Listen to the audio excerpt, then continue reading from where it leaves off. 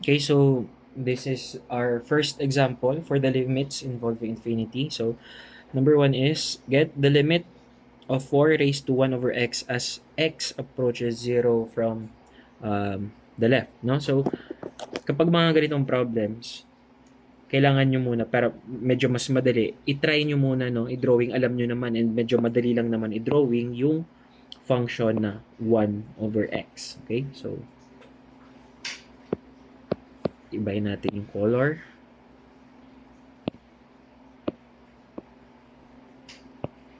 Okay, so that is the function. So, ang question is, the limit of 4 raised to 1 over x as x approaches 0 from the left. No? So, the first question is, ano nga ba yung value na yun, no? As x approaches 0 from the left? We know that the limit of 1 over x as x approaches 0 from the left, ito yan, no? X approaches 0 from the left.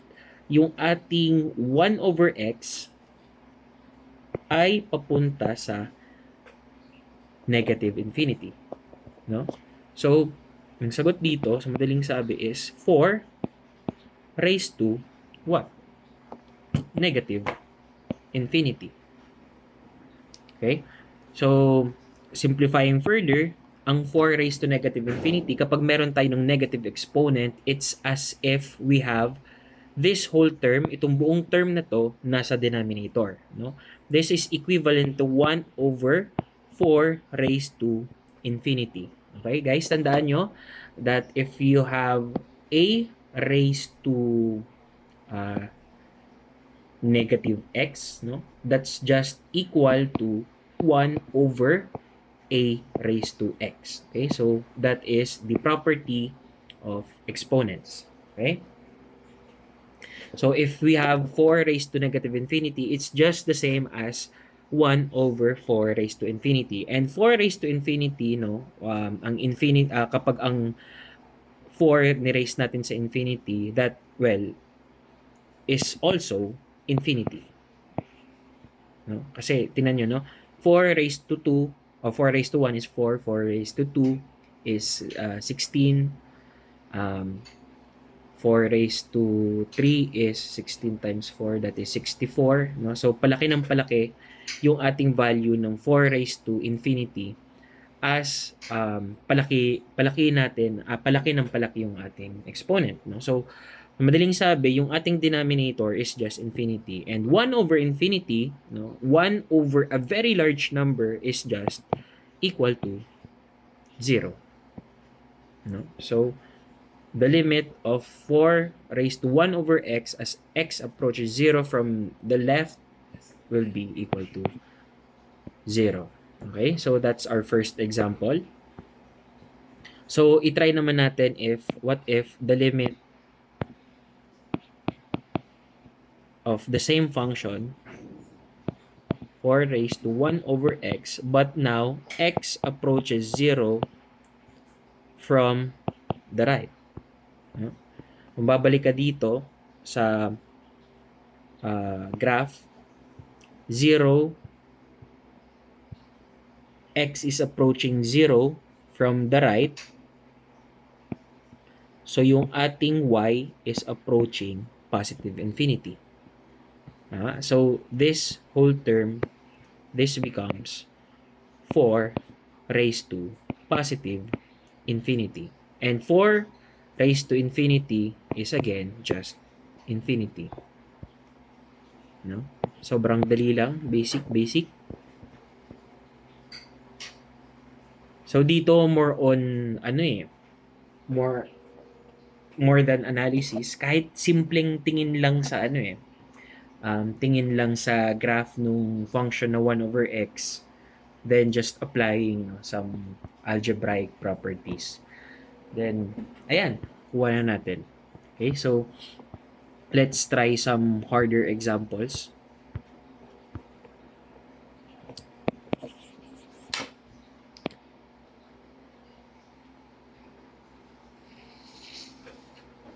So, let's try the limit of 4x minus 5 over 6x plus 7 as x approaches infinity.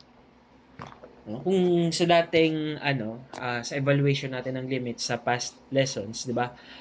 Meron tayong theorems doon na ina-apply, or kapag shortcut, what we do is we just simply substitute kung ano man tong value na ina-approach ni x, i-substitute lang natin tong values na to sa lahat ng mga x dun sa ating function. Tama? Ganun natin ginagawa natin. But this time, kung makapansin nyo, excuse me, infinity. No? Kung itatry natin siyang i-substitute dyan, it will be 4 times infinity minus 5 over 6 times infinity plus 7. No? Kapag ganun ang ginawa natin, we'll have 4 times infinity, that's just a bigger infinity or infinity lang.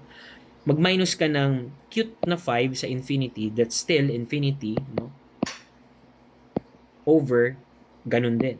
Infinity over infinity. And kapag may ganito tayong term, no? Infinity over infinity, that is an indeterminate, kasi hindi naman natin matukoy, what is infinity over infinity?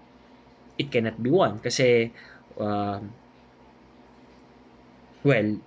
they are not the same number. Although they are both infinity, hindi siya iisang value no? Naintindihan? Hindi katulad ng 1 over 1. 1 is a specific value. 1 is also a specific value. But infinity, it's not a specific value as well as the infinity sa baba, no? So, it's indeterminate. Hindi natin matukoy kung ano ba talaga yung value. So, kapag ganito yung ating form, we are forced to use some other techniques, no, to get the limit.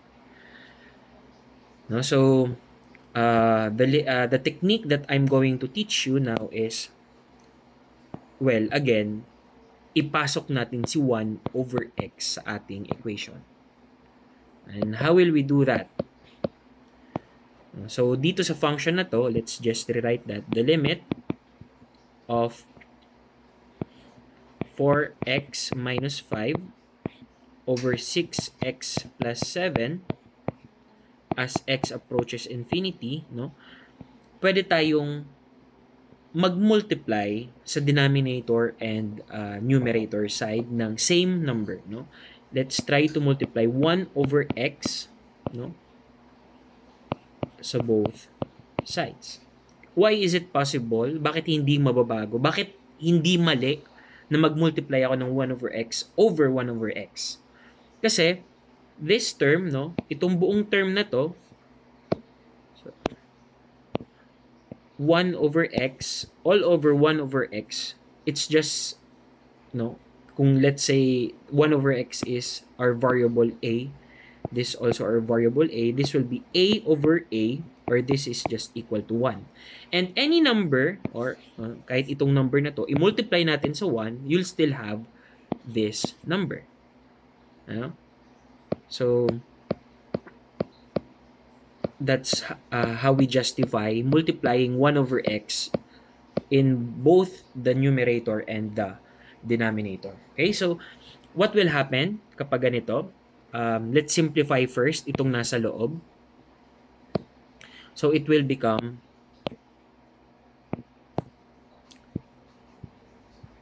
the limit as x approaches infinity of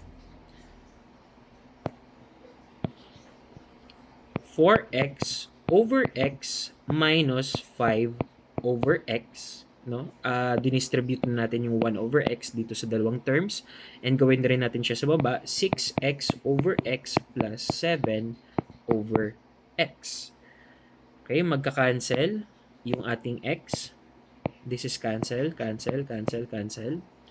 So, ang matitira sa atin at the end is the limit of 4 minus 5 over x all over 6 plus 7 over x as x approaches infinity. Okay, so kapag ganito na, we can now try and substitute x, or I mean infinity, to x. Ang kalalabasan yan is 4 minus 5 over infinity all over 6 plus 7 over infinity.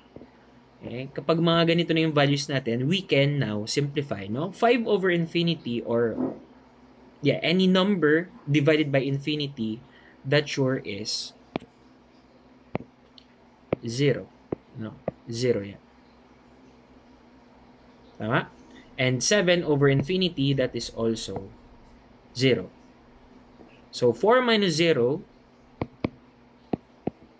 all over 6 plus 0. So the answer is 4 over 6, or 2/3. Okay, or 66 point, or no, sorry.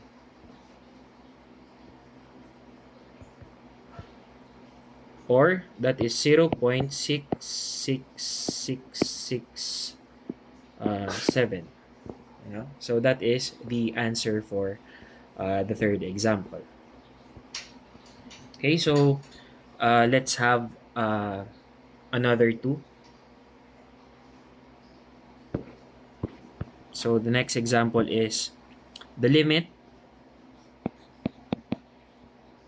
of 4x plus 3 over 3x squared plus 1 as x approaches infinity. Okay, so again, kung gagawin natin is i-substitute natin dyan agad-agad, ang kalalabasan is 4 times infinity plus 3 over 3 times infinity squared plus 1, no? So this is kalalabasan niya, this is infinity. 4 times infinity is just a larger infinity, which is just equal to infinity plus 3.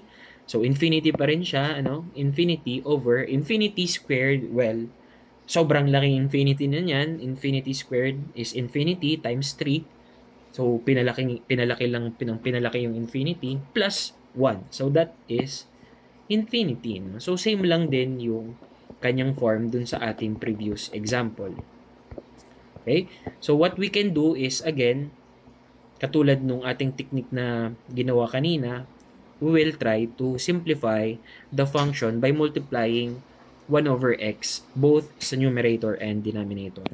Okay, so ang kalalabasan natin is the limit of 4x plus 3 times 1 over x, no? All over 3x squared plus 1 quantity times 1 over x as x approaches infinity. Okay, so simplifying, what we'll have is the limit as x approaches infinity ng, so 4x, distributing 1 over x dun sa mga terms, no? We'll have 4x all over x plus 3 over x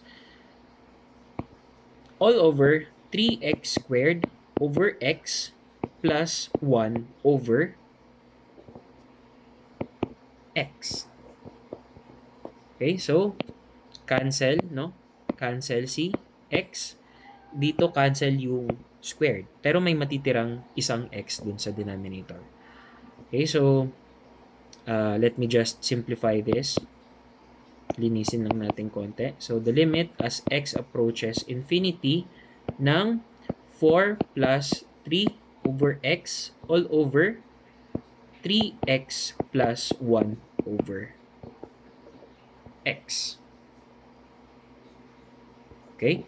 So, this is simplified already. So, pwede natin ulit i-apply si infinity sa lahat ng ating x's. Okay, so let's do that. So, this is equal to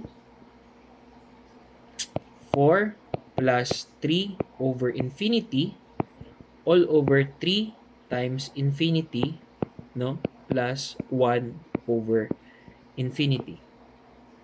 Okay, so again, simplifying these values, 3 over infinity, that is just 0. 1 over infinity, that is just 0. But 3 times infinity, that's just what? That's just infinity. Okay, so this becomes 4 all over, or 4 plus 0, no? All over infinity plus 0. Or that is 4 over infinity. And 4 over infinity is equal to 0. Okay, so the answer for this example is 0. Okay?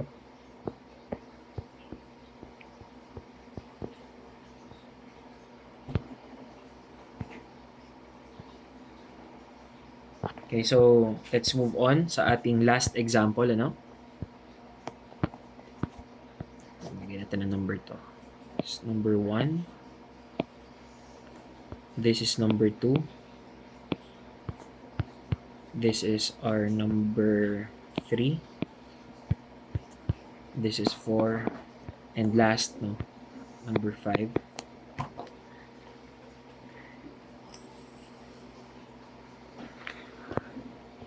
So let's try the limit of 6x cubed plus x squared plus 2x minus 1 all over x squared plus x plus 2 as x approaches infinity.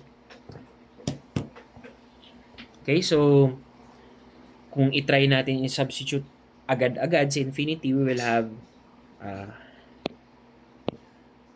try natin, no? This will become infinity, this infinity also, this infinity, no? So infinity plus infinity plus infinity minus 1, that is infinity all over x squared, or infinity squared plus infinity, no? This infinity plus infinity plus 2, so that's infinity. So parehas pa rin, no? So let's try, instead na i-substitute natin directly, gawin natin is we apply the technique that we enforced kanina. We will multiply 1 over x to both the numerator and denominator. Okay, so anong kalalabasan yan? We'll have the limit as x approaches infinity nung 6x cubed over x plus x squared over x plus 2x all over x minus 1 over x. Now, all over x squared over x plus x over x plus 2 over x. Okay, so cancel natin yung mga pwedeng i-cancel, ano? So, cancel ito na x, this becomes just squared. Yung isang x, maka-cancel si square dito, x cancel x, cancel, this becomes 1, and yung x dito magka-cancel sa isang x dito, so wala na yung squared, no? So simplifying this, we will have the limit as x approaches infinity ng 6x squared plus x plus 2 minus 1 over x all over,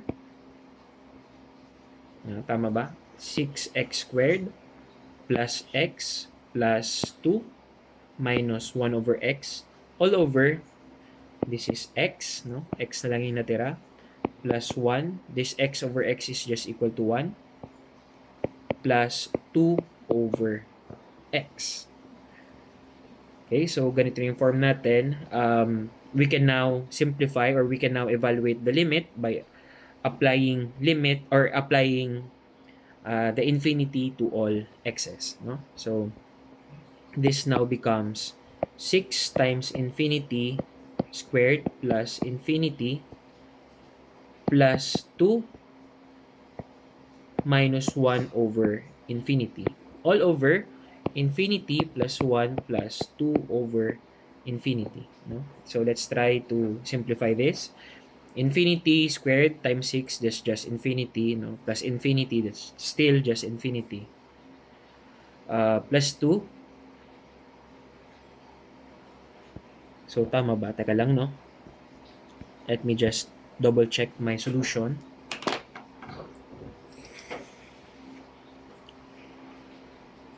Six x cubed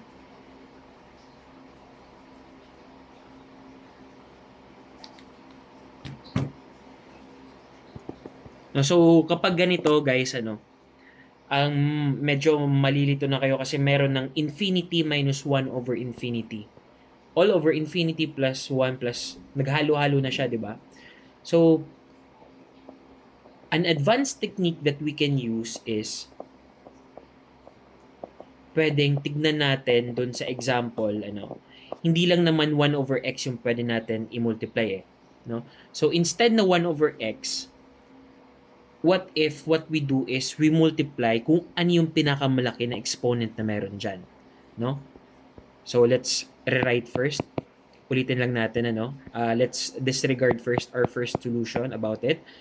Ang meron tayo dito is ang original 6x cubed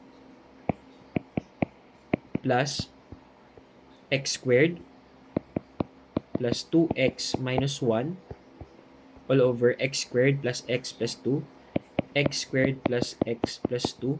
So, instead na 1 over x, what if ang i-multiply natin, para mas madali or makancel lahat agad, instead na x lang, what we'll do is 1 over x cube. Bakit 1 over x cube? Kasi x cube yun, yun yung pinakamataas, no? So, sa numerator or denominator, hanapin nyo kung ano yung pinakamataas. X cube yung pinakamataas. So, yun yung i-try natin i-multiply. So, let's see what will happen once we simplify this. No? So, let's write the limit as x approaches infinity. So, 6x cube over x cube. Hindi na siya x lang, no? O plus x squared over x cube plus 2x over x cube minus 1 over x cube. Ano? So, dito, x squared over x cube plus x over x cube plus 2 over x cube. So, ang mas simplify na natin dito ay mas madami na. Cancel si x cube. Dito cancel si x squared. Matitiran ka ng isang x sa baba. Dito cancel mo si x sa taas. Ito magiging squared na lang. No? Cancel si x squared sa taas. Matatanggal si cube. Matitira 1 over x. Cancel si x dito. This becomes squared instead na cube. And that's it. No?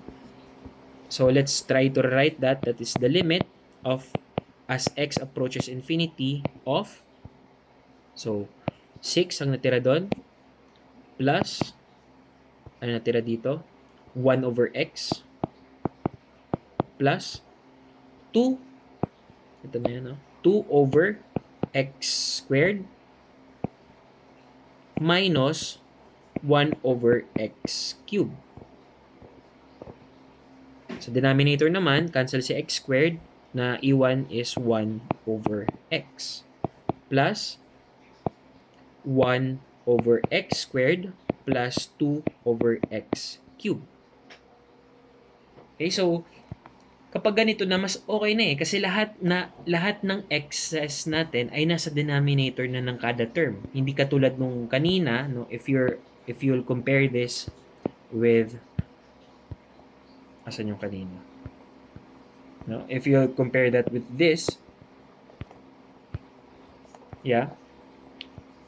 halo-halo Dito, meron kang infinity sa denominator ng term na yon. Meron ka dito nakamultiply lang. Ang dami mong infinity. Pero kung dito, lahat siya ay, lahat ay nasa denominator ng kada term. So, let's try to input that.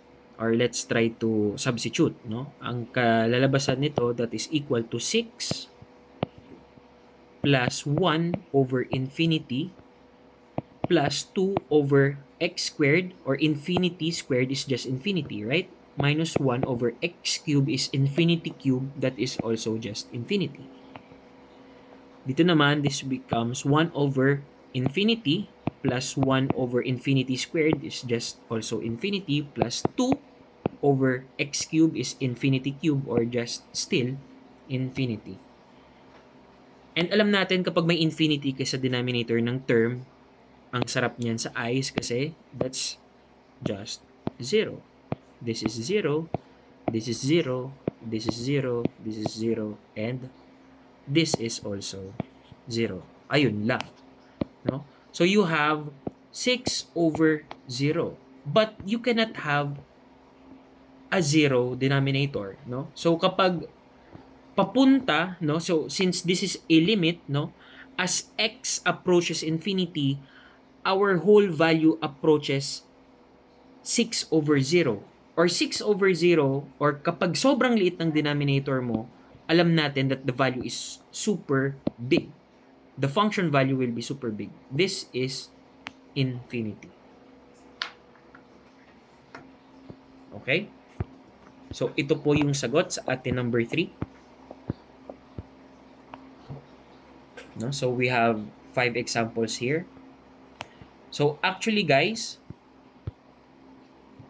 meron tayong simplification sa ating examples, no? Kung mapapansin nyo, dun sa ating unang example,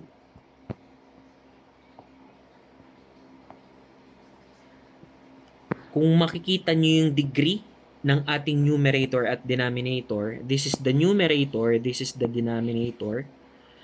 Kung makita nyo sa unang, as a number 3 example natin, parehas raised to 1 lang yung ating excess dyan. No? The highest degree is 1 for both the numerator and denominator. So the degree of the numerator and denominator is both or the same, no? Which is just 1. Pero pagdating sa 4, titignan natin yung degree ng ating numerator. For everyone's information, the degree is the exponent, the highest exponent of the variable. So, dito sa numerator natin, ang variable natin is x. The exponent of x is just 1. So, the degree of the numerator is just 1. Pero sa denominator, ang degree niya is 2. Bakit? Yung variable ko is x, and the exponent of x is 2. So, ang degree ng aking denominator is 2. So, dito sa number 4, the degree of the denominator is greater than the degree of the numerator. Doon sa number 3, they are the same. Dito naman sa number 5, kung titignan natin, the degree of the numerator is what?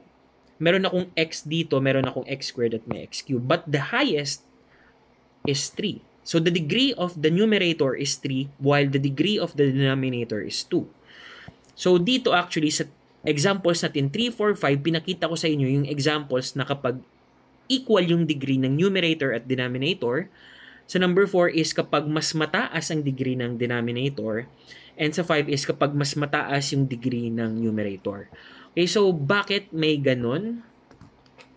So, actually meron tayong examples or meron tayong simplification sa mga ganitong examples. Okay, so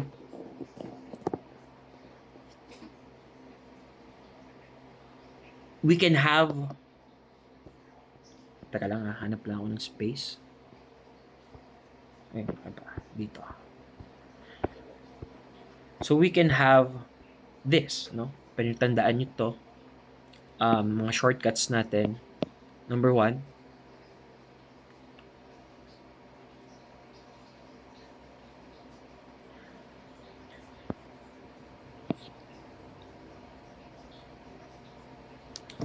if the degree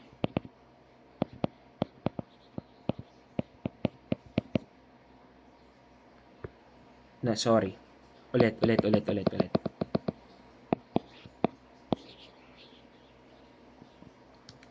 So, when evaluating limits as x approaches infinity of functions such as f of x over g of x, no? Katulad nung mga examples natin kanina, yung f of x ko dito sa number 3 is 4x minus 5 and g of x ko is 6x plus 7. Okay? So, when evaluating limits in this form, so number 1, if the degree of f of x is equal to the degree of g of x,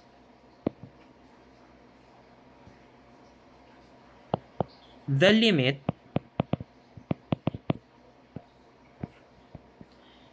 is equal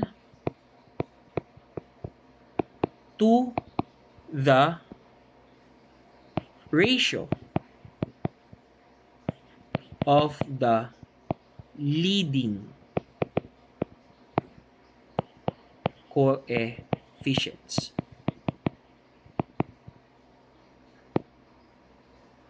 So, anong meaning nun? Tignan natin sa example number 3. If the degree of f of x and the degree of g of x are the same, the limit is equal to the ratio of the leading coefficients. So, ano yung leading coefficients? Let's check number 3. So, dito sa number 3, 4x minus 5, 6x plus 7, no? So, the limit of 4x, tama ba? 4x minus 5 all over 6x plus 7 as x approaches infinity. Ito yung aking f of x. No, this is my f of x. This is my g of x.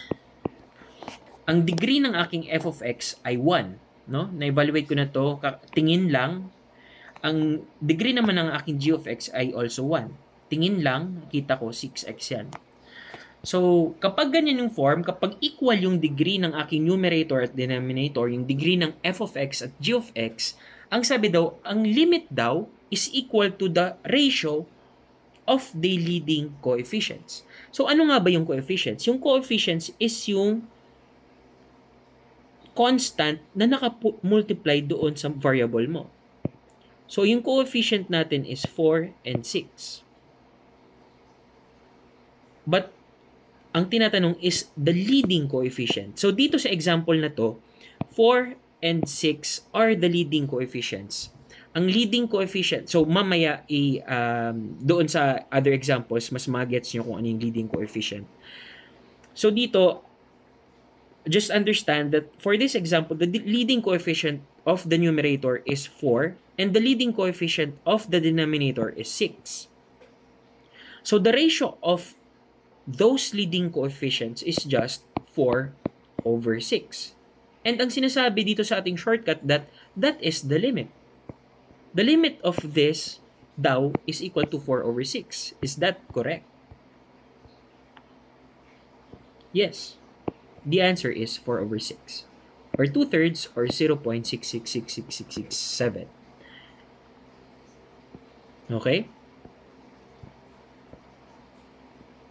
So, that is rule number 1. So, rule number 2 naman, i-shortcut ko na lang, no? If, no, for the same example, no, ganito, if you are trying to evaluate the limit as x approaches infinity of f of x all over g of x, number 2 condition, if the degree of f of x is less than degree of g of x, meaning kapag mas maliit daw yung degree ng numerator sa denominator, then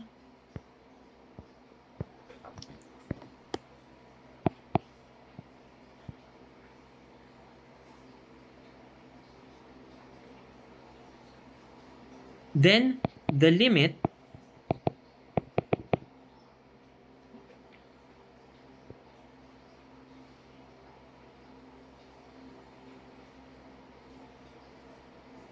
is equal to 0. Okay, so tignan natin. Number 4. So this is our number 4.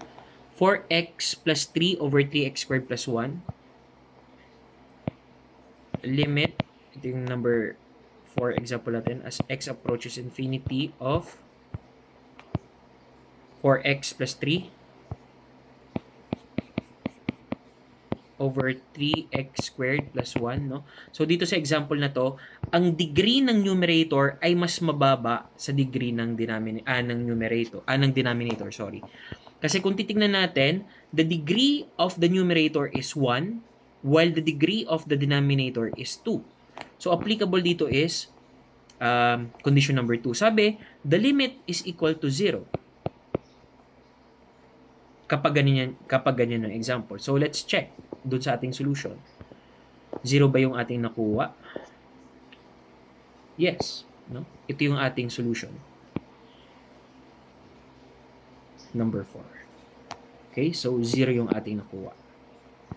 Okay, so sa last rule natin,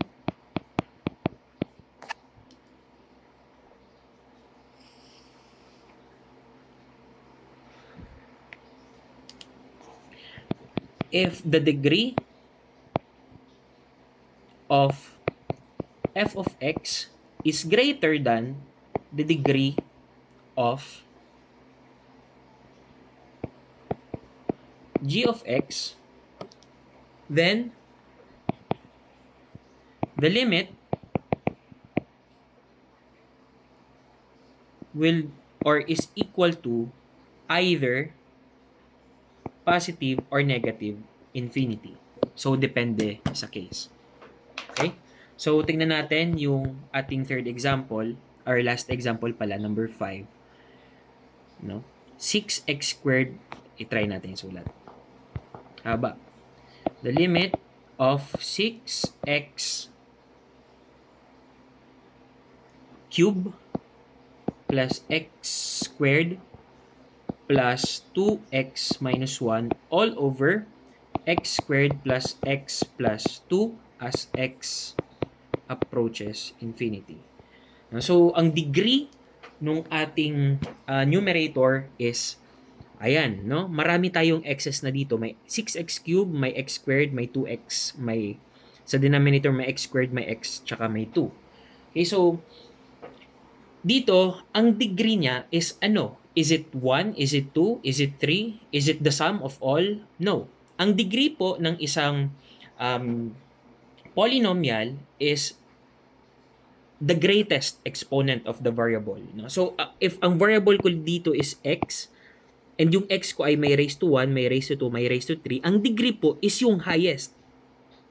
So, ang degree ng aking numerator is 3, while the degree of my denominator is 2. And pasok po ito doon sa condition ng rule number 3 natin, wherein the degree of f of x or the degree of the numerator is greater than the degree of g of x or the denominator. No?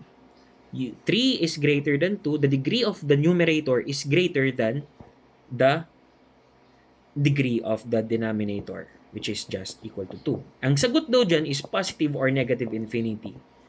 So, sa ating example, ang kinalabasan, well, it's yes, true. It's infinity. So, nakadepende po yun, well, siguro ko sa mga signs na lang. So, if ito ay, for example, negative ito, no, so, doon na lang siya magkakatalo. No? Kung kunwari, ang nagkataon that this is negative 6 over 0, and this will become negative infinity. Ano? So, depende po yan sa given. But, I'm pretty sure if this is the case wherein the degree of the numerator is greater than the degree of the denominator, then the answer will be either positive or negative infinity. No? Pero bawal po yan sagot, no, na positive or negative infinity. Only one. So, kailangan nyo pa rin sagutin yan. Kailangan nyo pa rin gawan ng solution. Okay, so doon naman tayo sa leading coefficient na sinasabi kanina. So, ang leading coefficients lang, ang meaning, no, for example dito, sa example na to, meron tayong madaming x's. Marami tayong coefficient. Meron tayong 2. Meron tayong negative 6 dito. Dito, meron tayong 1 at meron din tayong 1. So, ang leading coefficient, ang meaning ng leading coefficient is the coefficient of the variable with the highest exponent. So, dito, sa numerator, meron tayong coefficient na 2, meron tayong coefficient na 1, meron tayong coefficient na negative 6. But the leading coefficient is what? Is it 2 kasi siya yung pinakamalaki? No. The leading coefficient is the coefficient of the variable with the highest exponent. So, ang highest exponent dito is cube, x cube. Ano yung coefficient niya? It's negative 6. So, the leading coefficient here is negative 6. Okay? Dito naman, ang leading coefficient is 1. Okay, so that will be all, no? So for this topic, no? So yung examples of limits involving infinity.